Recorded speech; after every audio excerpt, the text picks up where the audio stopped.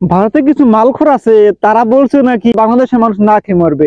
এই যে ভারতে কিছু কিছু মালখোর, সবাইকে বলা যাবে না, কিন্তু ভারতের সবাই কিন্তু ভালো, কিন্তু কিছু কিছু ওই মালখোরের জন্য আজকে বাংলাদেশের সাথে একটা দ্বন্দ্ব তো হয় নাই, সম্পর্ক একটা বিচ্ছিন্ন হওয়ার মতো, কিন্তু আসলে এখন পর্যন্ত মানে এই নেতাদের কারণে মনে হয় এই ভারতের মানুষের সাথে একটা দ্বন্দ্ব হয়ে গেছে। এই যে কিছু কিছু মালখোর যে উল্টাপাল্টা কথা বলে, তারা বলছে নাকি এই বাংলাদেশে যদি এত কিছু জিনিসপত্র এবং কি এই কাঁচা মাল বলেন, এই বিদ্যুৎ বলেন, তারা যদি না দেয় তাহলে বাংলাদেশের মানুষ না খেয়ে মরবে, তারা বাঁচতে পারবে না। এই যে কোথা থেকে এই মালখোর কোথা থেকে জন্ম নেয়, একমাত্র আল্লাহ ভালো জানে। এই বাংলাদেশের পণ্য কোন কোন জায়গা থেকে আসতেছে, ভারত, পাকিস্তান, চীন, বিভিন্ন জায়গা থেকে এই পণ্য আসতেছে। এক জায়গা থেকে আনলে কি বাংলাদেশ চলবে? চলবে না। এই যে বাংলাদেশের মানুষ কোন সময় কি তারা শুনছে যে এই বাংলাদেশের মানুষ না খেয়ে মরছে? দেখবে যে ভারতের দেখবেন লেভেল লেভেল হাজার হাজার কোটি কোটি মানুষ না খেয়ে মরতেছে। কেন? হোয়াই? সেটার উত্তর দিতে হবে তোমাদেরকে, কেন মরতেছে। আর তুমি একবার বাংলাদেশে এসে খোঁজ নিয়ে দেখো তো, বাংলাদেশের মানুষ মরছে মরছে কিনা। এই যে তোমরা যে এইসব বলছো যে বাংলাদেশের কোনো বয়কট করবে, দেখো কলকাতায় সাধারণ মানুষের যত সমস্যা, এই কিছু কিছু এই যে এই জাউরা নেতাদের কারণে আজকে এই অবস্থা। এই যে মনে হয় কলকাতায় এত অবস্থা মানুষের, কারণ তারা তাদের ব্যবসা প্রতিষ্ঠান এত খারাপ যাচ্ছে, তারা মানে চিন্তা ভাবনা শেষ। তারা তারা বলছে যে আগে থেকে আমাদের ব্যবসা এক ডাউন হয়ে গেছে গা, 70-80% ডাউন হয়ে গেছে গা। এই কাদের কারণে? এই কিছু কিছু কুত্তা কাত্তা নেতাদের কারণে। তারা উল্টাপাল্টা বক্তব্য দেয়, তারা শুধু উল্টাপাল্টা কথা বলে।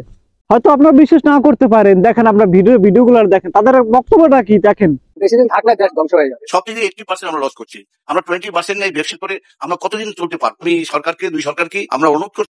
এই সাধারণ মানুষ যদি ব্যবসা করে খায়, এই কলকাতা বলেন, বাংলাদেশ বলেন, এই যে সাধারণ মানুষ যারা ব্যবসা করে দিন আনে দিন খায়, তাদের অবস্থা কি হচ্ছে?